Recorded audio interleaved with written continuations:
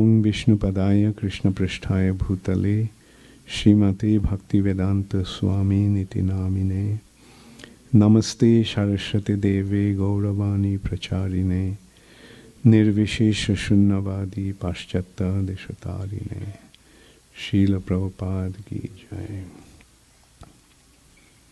Hare Krishna.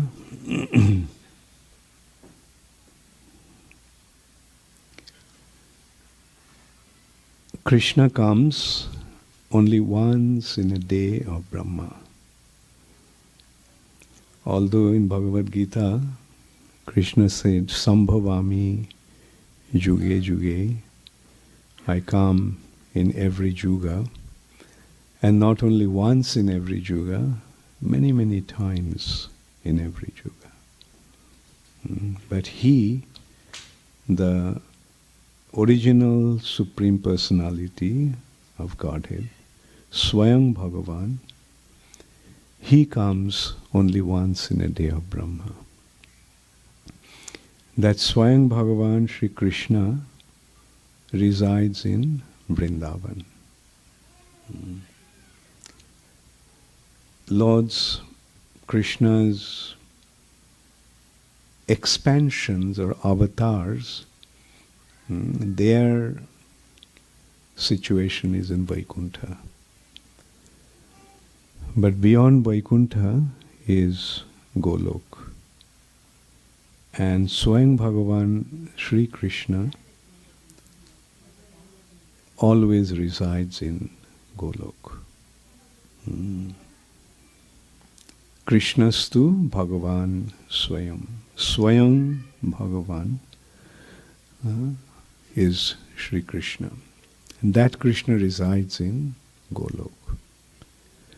And that Swayam Bhagavan Sri Krishna descends in this material nature, not just in material nature, in this particular universe. He appears in every universe once in a day of that Brahma. There are different universes have different Brahmas have their duration of days and months and years and so forth. So once in a day of Brahma, Krishna descends. And that original Supreme Personality of Godhead descends in a particular time. In a day of Brahma, there are 14 manus. And the duration of each manu is 71 Chaturjugas. A day of Brahma comprises of 1000 Chaturjugas. So 1000 divided by 14 is about 17 Chaturjugas. And the seventh Manu out of that 14 is Vaivashata Manu. Vaivashata Manu, the son of Vivashwan. As Krishna said in Bhagavad Gita, Imang Vivashate Jogam Proktavan Aham Abbayam Vivashwan Manave Praho. That Vivashwan's son is Manu, the seventh Manu. The first Manu is Brahma's son, Sayambhuva Manu. Then Sarachisha Manu. And this is how seventh Manu is Vaivashata Manu. Out of 71 Chaturjugas of Brahma, Vaivashata Manu, on the 28th Chaturjugas, Dwapar Yugas, end, towards the end, Krishna descends. That Krishna is not an avatar or an incarnation, but that Krishna is the Swayam Bhagavan, the original Supreme Personality of Godhead. And he reveals his Golok pastime, Vrindavan pastimes. Now the uniqueness of Vrindavan pastime is, in Vrindavan, Krishna is not the Supreme Personality of Godhead. The original Supreme Personality of Godhead resides in Vrindavan. But that Supreme Personality of Godhead is not the Supreme Personality of Godhead. He's a cowherd boy. He's a cowherd boy. And his activities are like just like a ordinary human being, just like a cowherd boy. Like a cowherd boy, he tends the cows from morning till evening. They don't appear to be very aristocratic. They don't appear to be very educated, simple village boys. All they do from morning till night, morning till evening, is just tend the cows in the forest and play among themselves, have picnic, have all kinds of fun. But his activities are extraordinary. He kills the demons. So many demons come to kill him. But he, a little boy, kills them all. He lifts a mountain. He lifts an entire mountain and holds it on his little finger of his left hand for 7 days. In this way he performs all these wonderful activities, but apparently he is just a cowherd boy. Therefore it becomes very difficult to recognize who he is and difficult to understand the importance of Vrindavan pastimes, Braja Leela. Therefore, Krishna, after performing his pastimes, he considered that I reveal my Braja Leela, but how will anyone understand the importance of Braja Leela? Therefore, in the following, after Dwapar Yuga, what Yuga comes? Kali Yuga. So, as Krishna left this planet, as Krishna withdrew his pastimes, Kali Yuga began. And when about 4,500 years of this Kali Yuga elapsed, Krishna descended as a devotee. The purpose of his appearing, one of the most important aspects of his becoming appearing as a devotee, is to make everyone recognize the supremacy of Krishna's pastimes in Vrindavan. That who is this Krishna? Apparently he appears to be an ordinary human being. Apparently he is just a cowherd boy. So before Chaitanya Mahaprabhu came, people did not actually know who this Krishna is. Even the Vaishnavas didn't recognize. They thought that he is an incarnation. He is an incarnation. So, but the thing is, he is not an incarnation. He is the original Supreme Personality of Godhead, Swayam Bhagavan. So, appearing as a devotee, Krishna made everybody understand. As appearing as Sri Chaitanya Mahaprabhu, he made everybody understand the supremacy of Krishna's pastimes in Vrindavan. And that process of recognizing Krishna in Vrindavan or approaching Krishna in Vrindavan is called Sankirtan. Sankirtan is the means to recognize and approach and develop a relationship with Krishna. And Sri Chaitanya Mahaprabhu started this Sankirtan movement, Jagai Sankirtana Prayaj. And he predicted that this movement would spread all over the world, in every town and village. That he himself didn't accomplish. He predicted it will happen. He spread this Sankirtan movement only throughout India. But he forecasted, he predicted that it would spread all over the world in every town and village.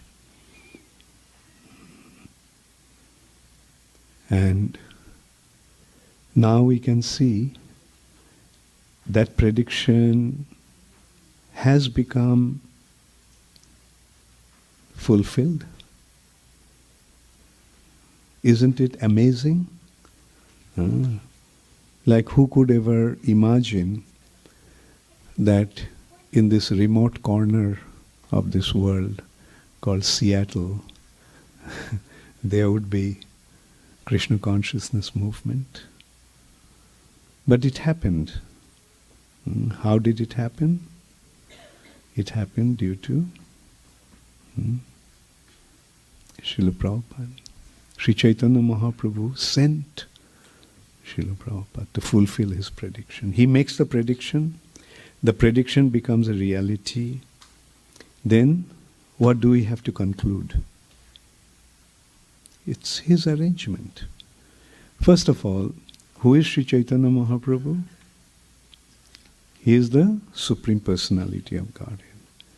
Can the words of the Supreme Personality of Godhead go in vain? His words can never go in vain. Now, did he say that it will spread in every town and village? So when it happens, we have to recognize that it is his divine arrangement that it is happening. So, and now Srila Prabhupada came. An amazing thing is, Srila Prabhupada made it happen in just 10 years' time. Amazing thing is, he came to America at the age of 70. What can a 70-year-old man achieve? Right? Did anybody start a business at the age of 70 and become successful in this way? No. So at the age of 70, he comes in a country like America, where nobody knew about Vedas. Nobody knew about Krishna consciousness. Like, you see what was how inconceivable the situation was. And then also, how did Srila Prabhupada come here? Penniless. Literally, Srila Prabhupada came without a penny in his pocket. Somebody may say, no, he had 40 rupees. Right? What is the value of 40 rupees? Could Prabhupada go to a bank and say, okay, cash this 40 rupees into dollars? No. Did Prabhupada know anybody at that time in America? Did Prabhupada make any prior arrangements? Fortunately, Gopal Agarwal, Prabhupada's only acquaintance in America. That also, he knew his father, a remote acquaintance in Mathura. His son, Gopal Agarwal. And look at Gopal Agarwal, an Indian young man married to an American girl. So you can well imagine, Indian married to an American, what would be his household situation like. And in that's the only person Prabhupada knew. And Prabhupada comes to America. Penniless, 70-year-old, without any patronage, without any support. He starts from there. And then, in 10 years' time, spread it all over the world. Now we can see, whatever Prabhupada did was just in 10 years' time. Just did it in 10 years' time. And then he leaves the planet. What would have happened when, say, consider a person starts his business, a multinational company, but all his children are less than 10 years old. What would happen to that business? Collapse. So, similarly, all the disciples Srila Prabhupada had at that time were less than 10 years old. 10 years in the movement. But, yes, After Prabhupada left, the movement faced many, many difficulties. But the movement is growing. The movement is growing. Isn't it? Just today we are discussing. Actually in America, our movement is facing a lot of difficulties. I'm just giving you the inside story. I mean, we are facing difficulties. But still, in last 2 years, last 1 year actually, 4 new temples came up. 4 new temples in a country like America. And that we kind of count on. There's many other small centers have come up. That's in America. You know how in India it's happening? It's growing in leaps and bounds. Literally in leaps and bounds. In Russia it's growing in leaps and bounds. It's growing. Although the movement is going through difficulties, but it's growing, it's expanding. What does it indicate? If you consider most of the spiritual movement that started in the recent past, or not spiritual movement, but spiritual organizations, and gurus came, became quite successful. But when they left, they may have created a wave. But when they left, everything collapsed within 10 years' time. Like you can take note of every single religious movement in America. They may have created a wave. A lot of, like, I don't want to mention the name. It's not too far from here, actually, in Portland. He was creating a city. He literally was creating a city. What happened? Finished. Whereas Prabhupada left this planet about 41 years ago, in 1967. I'm sorry, 1976, 77, yeah, 77. So that's 41 years back. Now, in this 41 years, is this movement growing or shrinking? It's growing. If you take the statistics, when Prabhupada left, we had about 108 temples around the world. Now we have more than 600 temples around the world. So this is how this movement is growing. So, so what does this indicate? When the Lord predicts something, is bound to happen. Now, the first thing is, Chaitanya Mahaprabhu made the prediction, and to fulfill that prediction, he sent Srila Prabhupada. And it was obvious, one can well imagine that in one lifetime, what to speak of 10 years, in one lifetime one could not possibly accomplish such a mission. Like every town and village. Prabhupada spread it all over the world. But every town and village will take a long time. We don't know how long.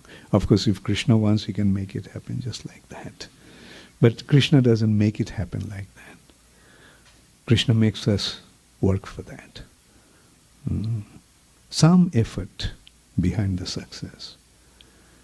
In that respect, there is a saying, Krishna sends the seed, Krishna sends the rain, Krishna gave the land, Krishna gave the fertilizers, the manures, but Krishna wants the farmer to just till the land.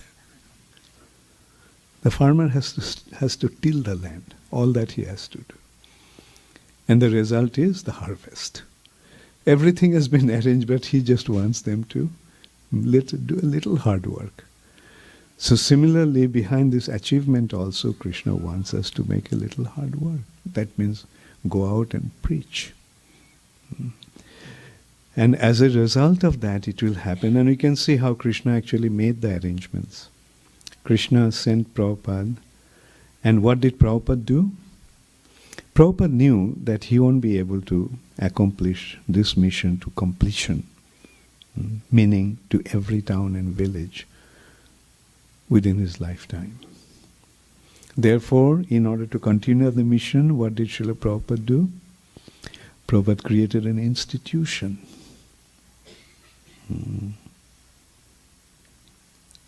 And Prabhupada made us aware of the importance of the institution and the importance of protecting that institution. Now let's go back to this point. If the institution was not there, then what could have happened? Like generally, a spiritual leader has an ashram. A spiritual leader, spiritual master has his ashram, and in his ashram he trains his students, disciples. And then when he retires, he hands the ashram over to a qualified disciple. That is the general trend. And if other disciples wanted to continue to preach themselves, then they would open their ashram. And that is how they would expand and they would continue their service. Now, if we consider ashram, where the guru teaches and trains and secures the spiritual life of his disciple, then we can see that ISKCON is Srila Prabhupada's ashram. Srila Prabhupada created ISKCON. ISKCON is Prabhupada's ashram. Is that point clear? Right? ISKCON is Prabhupada's ashram. And Prabhupada did not hand over this institution to any one individual. Some individual claim that Prabhupada handed it over to them, but we can see that that did not happen. So Prabhupada's thing was that collectively you maintain the institution. Now to hold an institution, hold a structure, many of you are coming from business background, corporate background. What actually hold a structure together? The structure of management and the head of the institution. Right? If the head is not there, what would the management do? Now, look at the structure of ISKCON. Srila Prabhupada maintained his position as the head of the institution. And he gave a structure, a management structure, that is, continue to manage the institution through the governing body commission. In Prabhupada's will, the first consideration is the GBC is the ultimate managing authority of ISKCON. That's the first thing about in his will. So, these are the two things that holds an institution together, and in this case we can see these are the two things that's holding ISKCON together. Srila Prabhupada's position as the founder Acharya and the collective concept of management through the GBC, and it goes down. It's not that the GBC is the only structure. That is right after Srila Prabhupada, that is the main structure. And then there are other structures, the temple presidents. Yeah, the other thing is the building blocks of ISKCON are the temples. And Prabhupada wanted that the temples should be an independent unit. Even the GBCs, although they would be governing over the temples or the zones, but they will not, Prabhupada didn't want them to interfere in the temple management. They would see that the spiritual standard is maintained. The GBC's responsibility is to see, to make sure that the spiritual standard is being maintained. But the management, that is entirely up to the temple management. Temple president, vice president, secretary, accountant, and so forth, collectively. And so that is what is holding ISKCON together.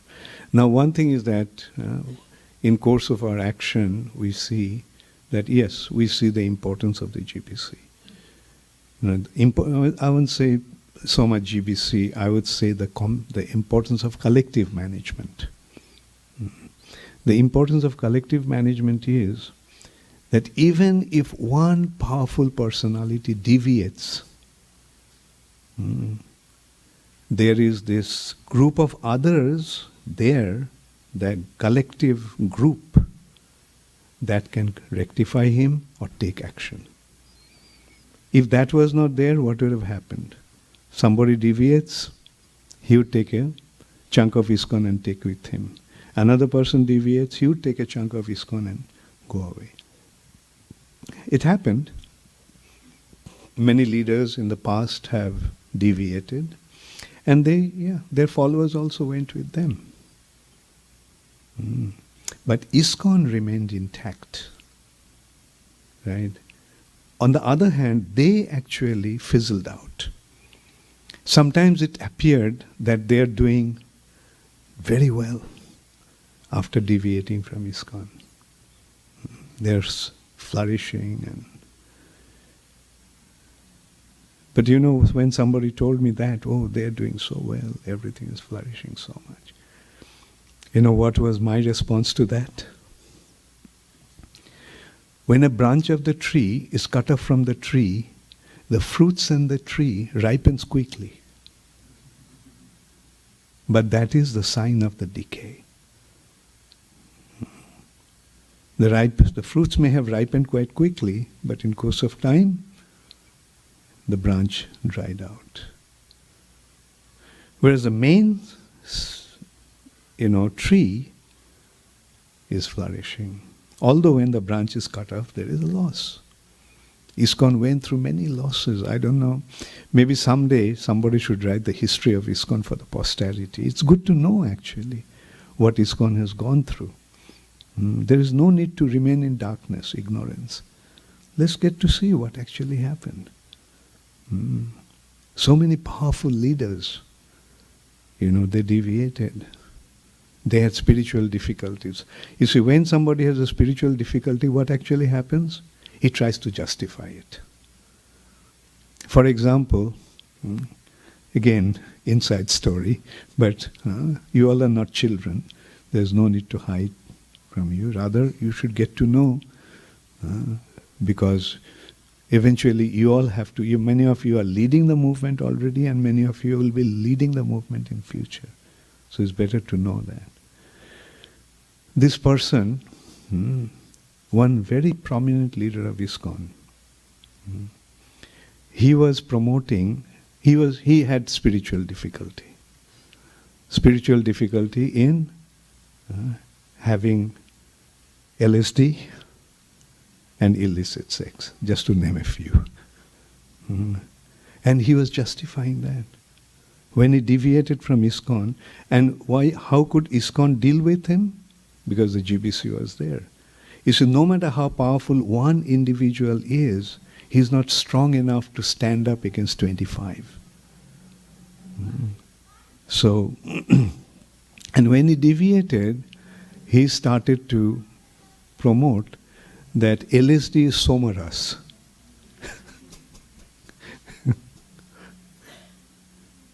And anyway, I don't want to go anymore.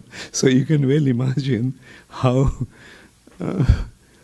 things can. But the thing is, had the GBC not been there, that would have been one Apasampradaya that would have just carried on. But yeah, he deviated, he got cut off, But ISKCON is still going on.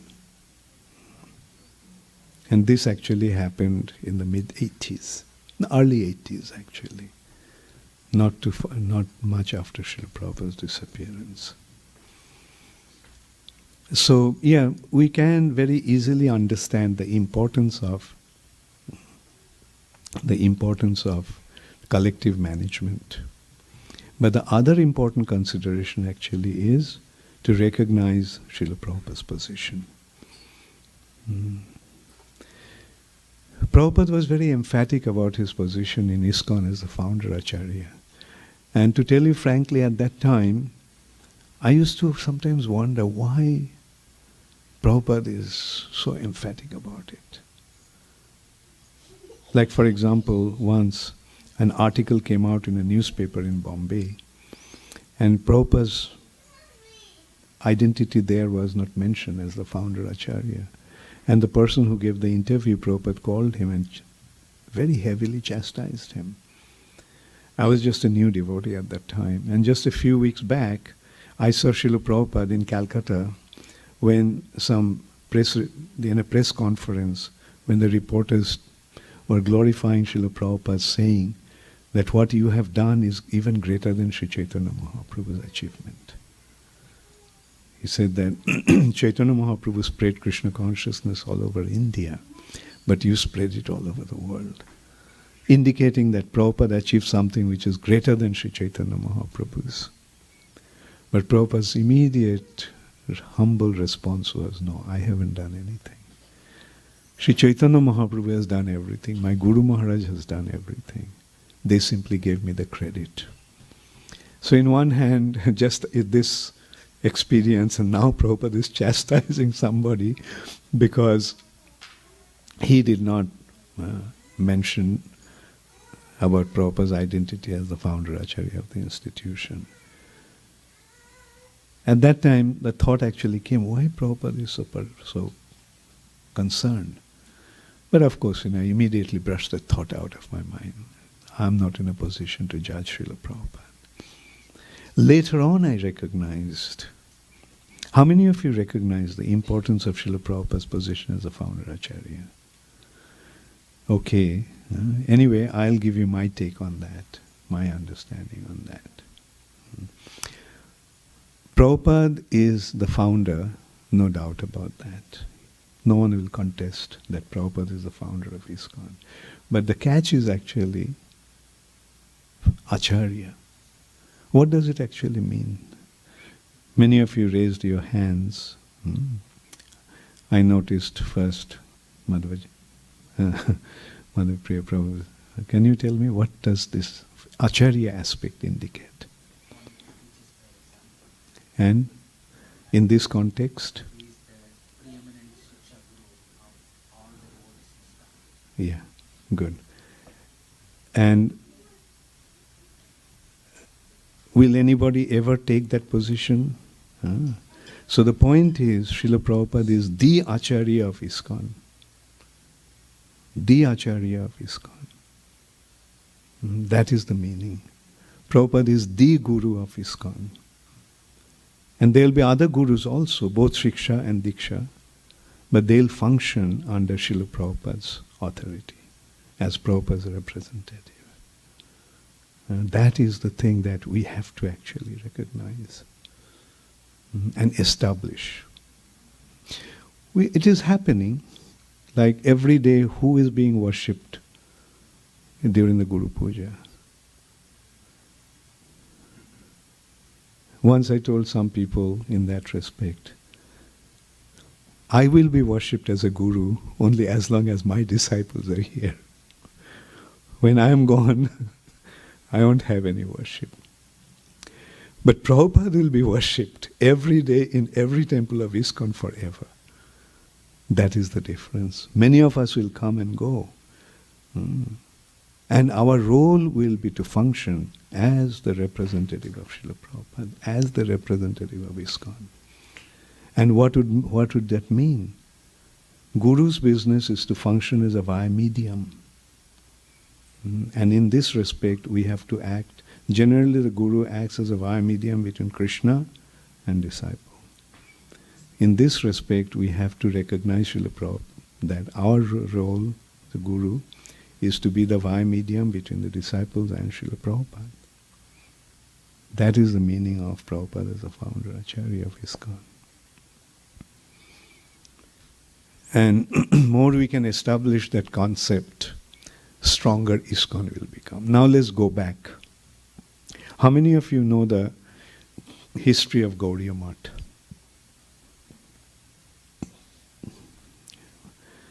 So history of Gaudiya Math is, Gaudiya Math is the institution that was established by Srila Bhaktisiddhanta Saraswati Thakur. Bhaktisiddhanta Saraswati Thakur also recognized the importance of an institution. And that is why, before leaving the planet, Srila Bhaktisiddhanta Saraswati Thakur actually emphatically told his followers to collectively manage the society through a governing body. But they didn't do that. They appointed an Acharya. Their consideration was, how can a spiritual institution go on without an Acharya? But then, unfortunately, when the Acharya fell down, the structure eventually collapsed. An interesting thing to note, that Srila Bhaktisiddhanta Saraswati Thakur gave sannyas to 27 devotees. Not a single one fell down. They continued to preach. They had their ashrams. They were giving initiation, having their spiritual programs. But preaching stopped. They were carrying on in their own little areas. But the preaching mission that Srila Bhaktisiddhanta Saraswati Thakur started, that collapsed. On the other hand, as I was saying, look at the history of ISKCON. Many of the leaders have fallen down, but preaching is going on. So that is the indication that if the institution remains intact, then the preaching will continue, as it is happening. Therefore, our very important responsibility is to hold the institution together. And ISKCON's attitude is very broad in that respect. We have a resolution in the GBC that if anyone, irrespective of who is their guru and even which sampradaya they are from, if they accept Srila Prabhupada as the founder Acharya and the GBC as the ultimate managing authority, he can become a member of ISKCON. Our door is open. Come. All you have to do is just accept Srila Prabhupada as the founder Acharya and the GBC as the ultimate managing authority. So our door is open to everyone, and the mission will continue to flourish if we just maintain this standard. Anyway, I just thought of sharing this with you all, because I see you all as the future leaders of ISKCON. We won't be there for very long, and then you all have to take over the responsibility. And it's very important that you know what is the mission and how to keep the institution together, how to make it grow. Thank you all very much. All glories to Srila Prabhupada. Does anybody have any question or comment? Yes?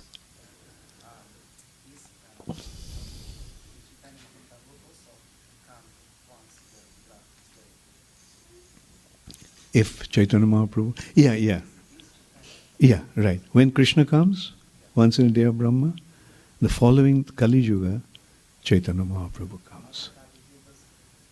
No, this is not just as in other Kali Yugas, the Supreme Personality of Godhead doesn't come. His incarnation comes.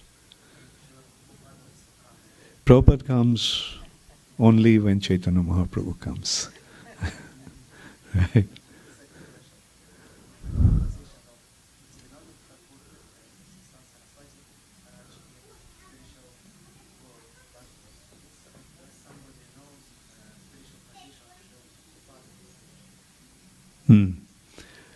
No, Prabhupada didn't reveal it.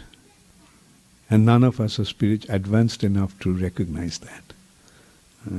It is not a thing of speculation. It is a thing of seeing it and knowing it. So when Prabhupada said, when you become purified, then you will be able to recognize a spiritual identity. But one also Prabhupada said, if I tell you, you will faint. If Prabhupada told us what his spiritual identity is, we will faint. We know who is Srila Bhakti Siddhanta Saraswati Thakur. We know who is Gaur Kishore Das Babaji Maharaj. We know who is Srila Bhakti Vinod Thakur. But Prabhupada's identity hasn't been revealed.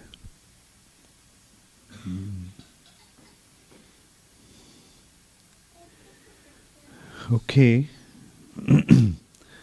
So, if there is no question, we can have a little kirtan and end the program.